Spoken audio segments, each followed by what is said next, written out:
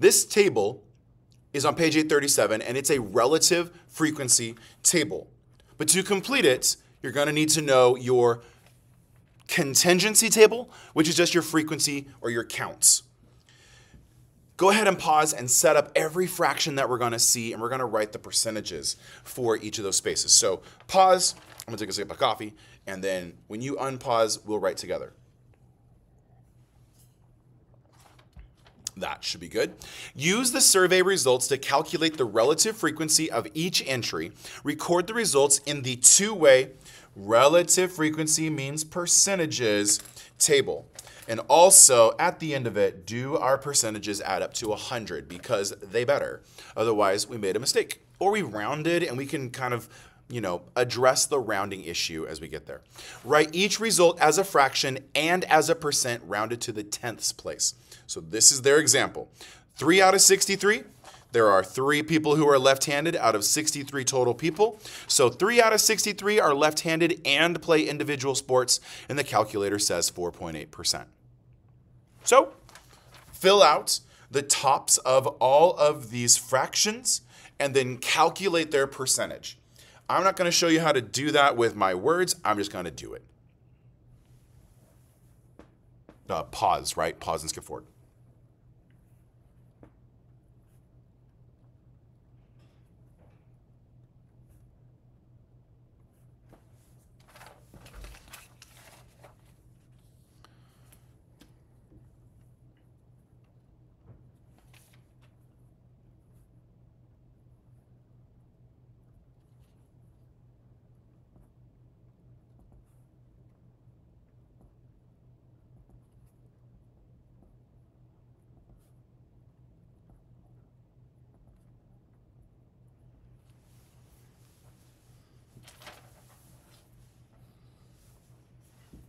Hey Siri, what's 13 divided by 63? That would be approximately 0.2063. Hey Siri, what's 8 divided by 63? I found this on the web. Oh, you're useless.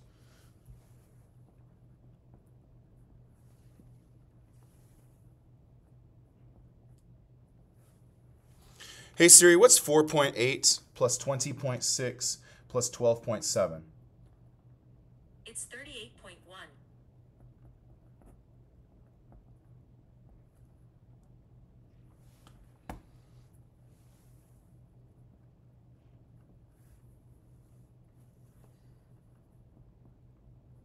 Okay, if you're still writing, I'm just doing the math, right? This is calculations you don't need to watch. So I'm popping up right now in case you just let it play.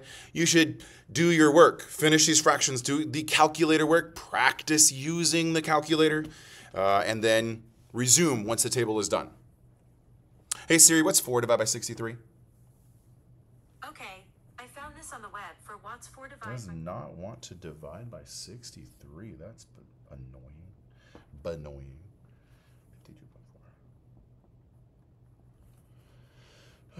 1.6, 3.63 is 4.8.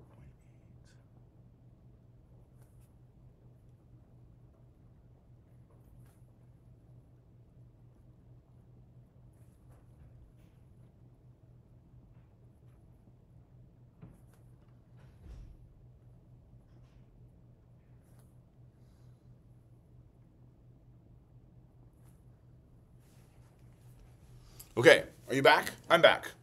I'm going to go ahead and just kind of like talk at you for a minute and make sure that wherever you're scrubbing on the video, you can get to this part right here. So, sip, sip. We're looking at the frequency table. It's a relative frequency table because we calculated percentages. You got to know how to calculate percents. It's the part divided by the total.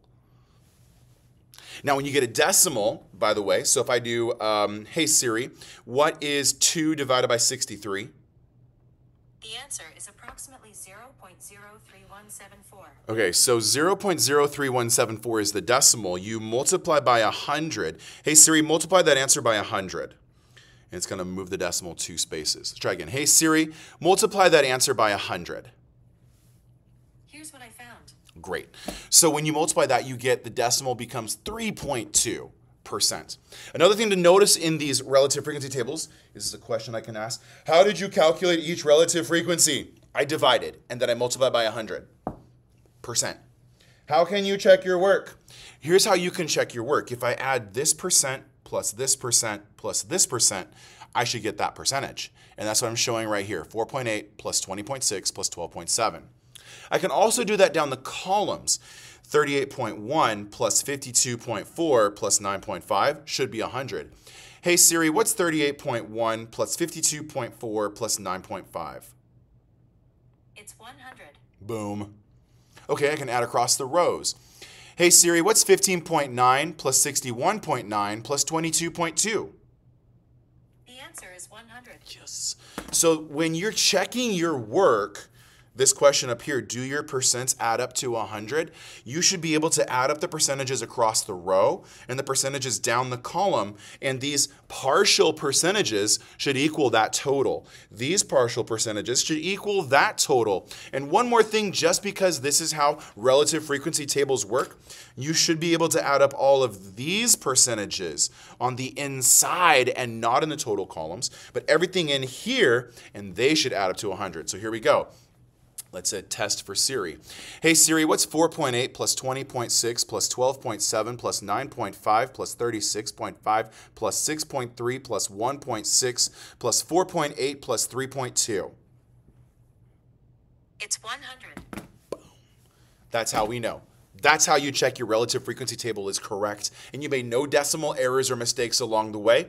Now we can use this table to answer some questions. Suppose you randomly select a person from the survey. Determine each probability. The person is left-handed. There are 24 out of 63 people who are left-handed, which comes out to be a percentage of 38.1%. So what about right-handed? There are 33 people who are right-handed out of 63, and that percentage is 52.4%. What about participates in some kind of sport? So some kind of sport would be this one and this one together, 10 plus 39. There are 49 people who participate in a sport, and that is approximately 77.8%. Okay. Basic use of a relative frequency table. How is the relative frequency related to probability? Probability is how likely something happened. We have a percentage. Probability loves to be expressed in percentages. A relative frequency table is the perfect vehicle to talk about probabilities because it outlines all of the possible outcomes and it makes the answers be in percent form, which is what probability loves to do. Let's go to the next one. Suppose you randomly select a person from the survey. Determine the probability for each of these, and then here's the explanation for how we calculated it. The person is left-handed participating in individual sports. That's left-handed and individual. It's an intersection. So then this cell is the relative frequency for this probability situation. 3 out of 63, which is 4.8%. The person is right-handed participating in team sports. So I wrote it as right-handed and RH, right-handed, and team. So in the right-handed and in the team, there's overlap right here. So the overlap or the intersection is the result we need to provide. 23 out of 63, that's 36.5%. 36.5%. Final questions. Did you use an intersection or a union to calculate the results? Remember, and means intersection. Last question. Did you calculate the fractions or with percents? We use fractions first, and then we use the calculator with a little 100 decimal movement to calculate the percentage. Activity 2 is very long. So continue clicking forward, continue your conversation, relative frequency tables. I mean, the entire lesson is called compound probability with two-way tables. So we got more to talk about. See you in the next episode. Thanks for liking, commenting, and subscribing. Have a good one.